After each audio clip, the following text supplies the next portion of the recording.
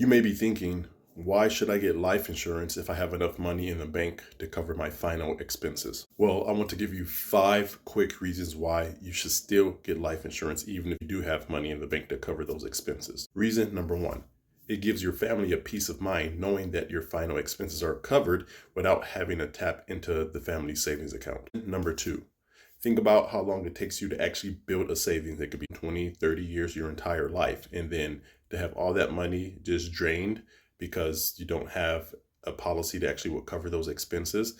Now your family's left unprotected and they may have to sell their assets just to cover those expenses. And now your family has no legacy to leave to the next generation. Number three, a life insurance policy can cover unexpected expenses and debts. Think about most people are in debt, at least in the United States, and having that chunk of cash that will get sent to you if something were to happen to your loved one, then you can pay off those debts and just stay ahead so you can spend time grieving without having to worry about the financial piece to that. Reason number four, it leaves financial security and stability for your family, because if your family was relying on what you have in the bank as far as a savings for them to be able to live and pay bills, now that gets zapped away.